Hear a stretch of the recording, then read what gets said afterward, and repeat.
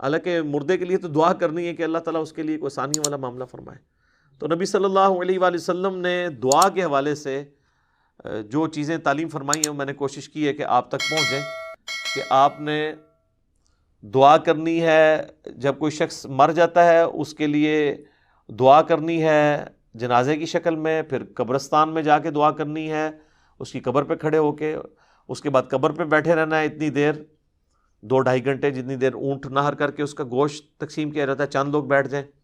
اس کے بعد بھی وقتاً فوقتاً جب قبرستان جانا ہے اس کے لیے دعا کرنی ہے، اور قبرستان نہ بھی جائیں اپنی نمازوں کے اندر آپ نے دعا کرنی ہے اس کے لیے۔ تو کئی ایک دعائیں ہیں، آپ یہ دعا تو ضرور کریں اپنے نماز کے تشہد میں۔ بخاری مسلم میں حدیث ہے، جب تم تشہد پڑھ چکو، دروشی پڑھ چکو، تو جو چاہو اپنے رب سے مانگو۔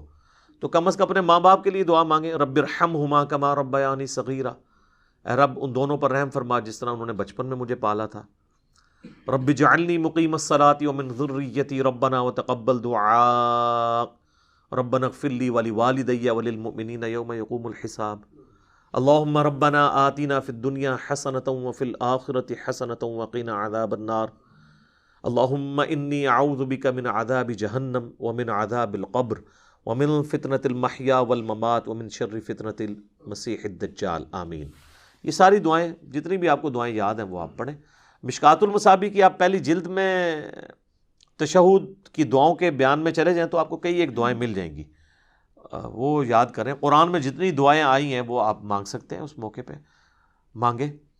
تو یہ میت کے اوپر، مرے ہوئے شخص کا حق ہے زندوں کے اوپر کہ اس کے لیے دعا کریں۔ وہ بات وہیں سے شروع ہوئی تھی، سورۃ الحشر کی آیت نمبر 10 سے، ربنا اغفر لنا ولاخواننا الذین سبقونا بالایمان۔ جو ایمان کی حالت میں دنیا سے چلے گئے ہیں، اے اللہ ان کو بخش دے، ہمارے بھائیوں کو، ان کے لیے دعا کرنی چاہیے۔ یہ ایصال ثواب کا سب سے بڑا ذریعہ ہے، اور سب سے زیادہ زور اسی کے اوپر ہونا چاہیے۔ اس کے علاوہ بھی ذریعہ موجود ہے، لیکن جو اصل بنیاد ہے وہ ہے دعا۔ اب آ جائیں جو باقی ذرائع ہیں، اس کی اصل وہ حدیث ہے جو صحیح مسلم کے اندر موجود ہے کہ اللہ کے محبوب صلی اللہ علیہ وآلہ وسلم نے فرمایا کہ جو شخص مر جاتا ہے نا تو اس کے تمام اعمال منقطع ہو جاتے ہیں، یعنی اب کوئی عمل وہ کر نہیں سکتا۔ سر میں یہ الفاظ جب پڑھتا ہوں نا یا بیان کرتا ہوں، میں کانپ اٹھتا ہوں کہ جو مر گیا اب وہ کچھ نہیں کر سکتا۔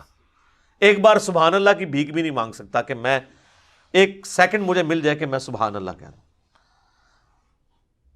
آپ صلی اللہ علیہ وآلہ وسلم نے فرمایا سوائے 3 اعمال کے، مسلم شریف کے الفاظ ہیں۔ نمبر 1 صدقہ جاریہ، یعنی اس نے اپنی زندگی میں کوئی نیکی کا کام کیا تھا، کہیں کنواں کھدوا دیا تھا، کہیں مسجد بنوا دی تھی، کوئی یتیم خانہ بنوا دیا تھا، اور اس طرح کی چیز جو اس کے مرنے کے بعد بھی جاری رہی، جس میں اس نے اپنی انویسٹمنٹ کی تھی مالی طور پر یا فزیکلی،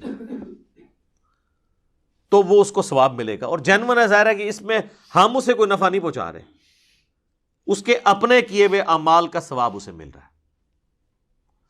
ہم انڈائریکٹلی اس طرح پہنچا رہے ہیں کہ ہم اگر اس کنویں سے پانی پیتے ہیں تو جتنے لوگ پیئیں گے اس کا ثواب اسے ملے گا۔ دوسرا فرمایا کہ علم نافع، جو نفع مند علم ہے، اگر کسی نے دنیا میں کوئی نفع مند علم پھیلایا تھا تو اس کے مرنے کے بعد اس کو ثواب ملے گا۔ تو اس کے لیے تو میرے پاس دنیا میں اگر کوئی سب سے بڑی مثال ہے نا تو وہ صحیح بخاری اور صحیح مسلم ہے۔ ان ائمہ کو جو اللہ نے اتنی بڑی بات سجھائی کہ انہوں نے نبی علیہ السلام کی سنت کو ریٹن ریکارڈ کے طور پر جمع کیا۔ آج نا 1200 سال تو ہو چکے ہیں، کوئی ان کے پائے کی کتاب لا نہیں سکا، اب تو ویسے ہی بھول جائیں۔ اب وہ حدیث کا بھی جو پیریڈ تھا وہ پہلے 500-600 سال کا تھا، اس کے بعد تو سب کے سب جو ہے نا وہ ناقل ہی ہیں پرانے بزرگوں کے۔ محدثین جو اپنی اسناد سے حدیثیں پہنچاتے تھے وہ تو اب فوت ہو چکے، کیونکہ اب تو سند ہی بہت لمبی ہو گئی ہے، 1000 سال کی سند کون یاد رکھے، یہ تو پہلے 300 سال میں کتابیں لکھی گئی۔ آج بھی بخاری مسلم کو پڑھ کے جو بندہ نماز کا طریقہ سیکھ رہا ہے اور نماز سنت کے طریقے پہ پڑھ رہا ہے، امام بخاری امام مسلم کو ایک ایک چیز کا ثواب آٹومیٹکلی پہنچ رہا ہے۔ سر میں کہتا ہوں جی کیلکولیٹر فیل ہو جائیں، جو امام بخاری امام مسلم کے نامہ اعمال میں وہ ہر سیکنڈ میں جو ثواب جا رہا ہے جس لیول کا، پھر جتنی نمازیں ہم پڑھ رہے ہیں، اور سر اس سے اوپر چلے جائیں ہماری ہر نیکی، ہر مسلمان کی نیکی کا ثواب محمد رسول اللہ صلی اللہ علیہ وآلہ وسلم کے لیے. اور یہ دیکھیں اللہ تعالیٰ نے اس کا ذکر بھی سورہ قلم میں فرمایا ہے، پارہ نمبر 29 میں جو دوسری صورت ہے اس میں الفاظ موجود ہیں. اعوذ باللہ من الشیطان الرجیم، بسم اللہ الرحمن الرحیم. نون والقلم وما یسطرون ما انت بنعمت ربک بمجنون وان لک لاجرا غیر ممنون.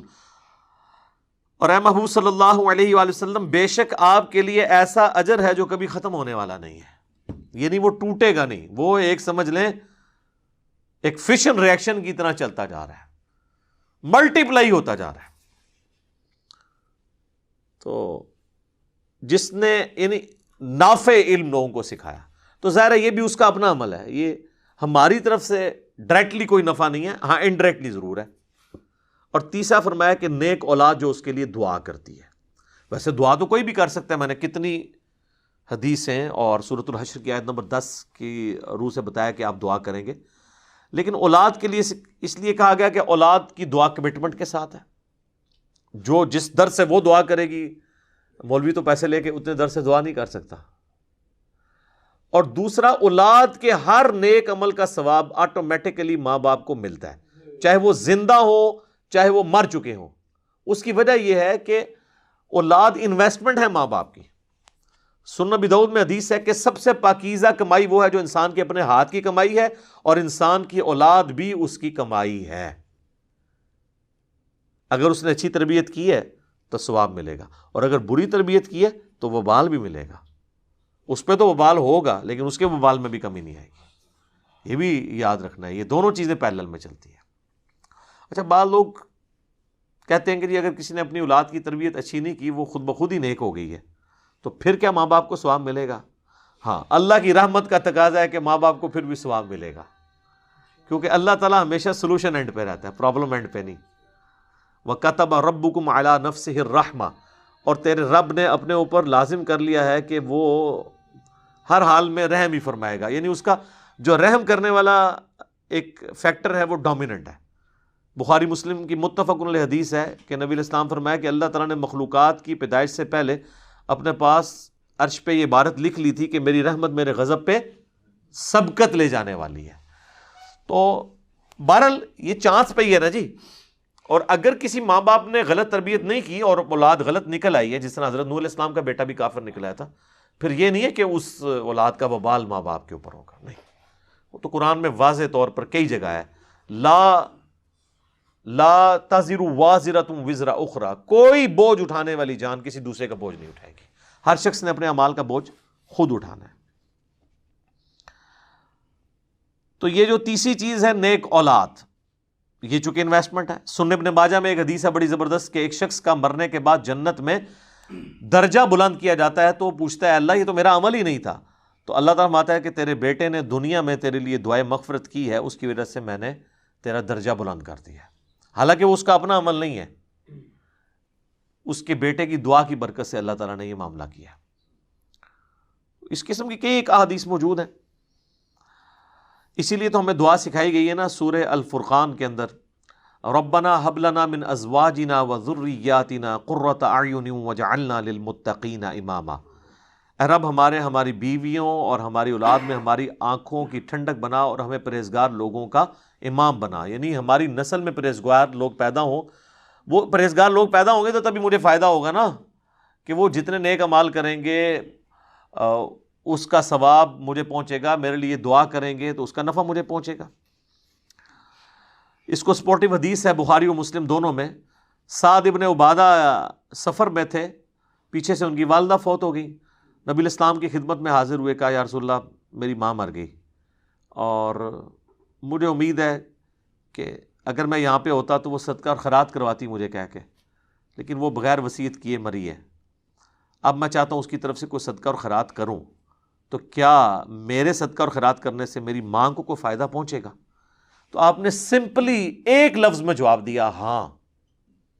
کوئی باریکیاں نہیں بیان کی. مصیبت کھڑی ہو سکتی تھی باریکیاں بیان کرنے میں، کہ اگر اس کا ارادہ تھا تو، اگر نہیں تھا تو، یہ وہ. وہ تو یہی حدیث سنن نسائی کے اندر آتی ہے کہ جب ان کی والدہ کی موت کا وقت قریب آیا تو لوگوں نے کہا کوئی وصیت کر دیں اپنے مال کے لیے اللہ کی راہ میں. تو انہوں نے کہا میں کیا وصیت کروں, میرے پلے تو کوئی شے نہیں ہے, میرے دولت کا جو مالک ہے وہ تو میرا بیٹا ہے. تو یعنی انہوں نے کوئی وصیت بھی نہیں کی. ان کے بیٹے نے ان کے مرنے کی بعد ان کی طرف سے صدقہ کیا ہے تو اللہ تعالیٰ نے ان کو ثواب پہنچا دیا. پھر وہ بخاری مسلم کے الفاظ ہیں, حضرت سعد ابن عبادہ کہتے ہیں کہ یا رسول اللہ آپ گواہ ہو جائیں, میں ایک باغ ہے میرا, میں وہ اپنی والدہ کی طرف سے خیرات کرتا ہوں, تو اس کا ثواب ان کو. سنن نسائی کے اندر ایک پورا چیپٹر ہے جس کا عنوان یہ ہے کہ میت کو صدقے کا ثواب پہنچتا ہے مرنے کے بعد, دعا نہیں صرف صدقہ بھی. اور اس کے اندر کئی ایک احادیث امام نسائی لے کے آئے ہیں کہ کوئی عورت آ کے حضور سے پوچھ رہی ہے کہ میری ماں مر گئی ہے, اب میں اس کی طرف سے صدقہ کروں اگرچہ اس نے مجھے وصیت نہیں کی ہے, میں اپنے طور پہ کرنا چاہتی ہوں, ثواب ملے گا؟ آپ فرماتے ہیں ہاں. ایک شخص کہتا ہے میرا باپ مر گیا ہے, اس نے مجھے کوئی وصیت نہیں کی, اگر میں اس کی طرف سے کر دوں ثواب پہنچے گا؟ آپ نے فرمایا ہاں. اس طریقے سے بخاری مسلم میں حج بدل کا ذکر ہے کہ آپ میت کی طرف سے حج کر سکتے ہیں, اگر اس نے اپنی زندگی میں حج نہیں کیا تو اس کا قریبی رشتہ دار کوئی حج کر لے. تو نبی اسلام نے حکم دیا کہ حج کرو اپنے مردوں کی طرف سے. تو حج کے اندر یعنی نیابت ہو جاتی ہے, پچھلے کر سکتے ہیں اس کی طرف سے, کیونکہ ظاہر ایک ایکسٹراڈنری ایک عبادت ہے اور اسلام کے فرائض میں شامل ہے. تو اس طرح یہ صدقہ اور خیرات, حج بدل, اس طرح کی چیزوں کا, ایون منت کے روزے ہوں, بخاری مسلم میں حدیث ہے, وہ بھی آپ میت کی طرف سے رکھ سکتے ہیں. رمضان کے روزے نہیں, منت کے روزے.